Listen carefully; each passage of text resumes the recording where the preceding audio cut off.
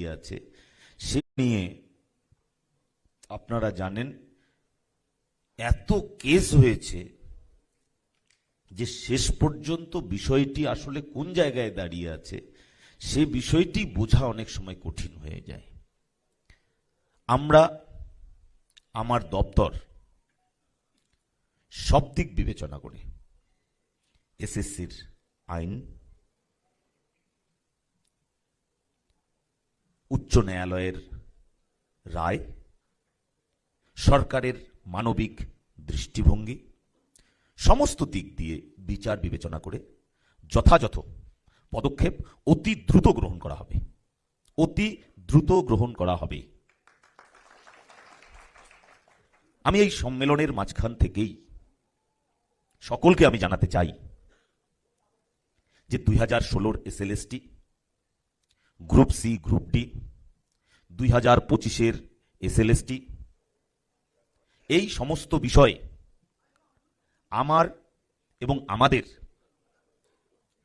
খুব ভালোভাবে জানা আছে।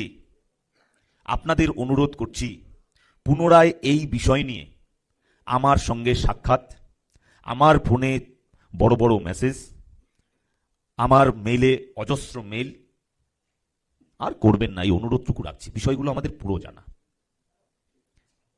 কারণ এই বিষয়টি আমার সামনে এখন সবচেয়ে বড় একটি দরজা।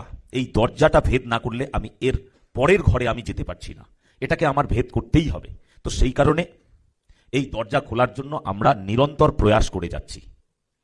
অনেকেই হয়তো ভাবছেন বিদ্যালয় শিক্ষা দপ্তর নিশ্চুপ হয়ে বসে আছে, আমরা নিশ্চুপ হয়ে বসে নেই। আমাদের দপ্তর সমস্ত দিক বিবেচনা করেই পদক্ষেপ করছে এবং সম্মানীয় মুখ্যমন্ত্রী শ্রী শুভেন্দু অধিকারী মহাশয় আমাদের দপ্তরের বিষয়ে সমস্ত কিছু খোঁজ খবর তিনি রাখছেন। আমাদের এই সরকার মানবিক দৃষ্টিভঙ্গি নিয়ে চাকুরির বয়স 5 বছরের জন্য বাড়িয়েছেন বা একটা শিথিলতা দিয়েছেন, এক্সটেনশন দিয়েছে। যারা সেই বয়সের আছেন, যারা এখনো এসএসসি বসতে পারেননি বা হয়তো বা 15-20 বছর আগে একবার বসেছেন তারপরে আর সুযোগ পাননি, তাদের সকলের কাছে আমার আবেদন, আপনারা পুনরায় প্রস্তুতি নিন।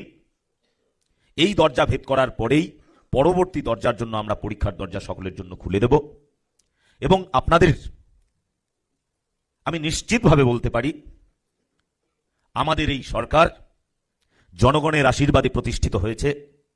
এই সরকার চাকুরি বিক্রি করবে না।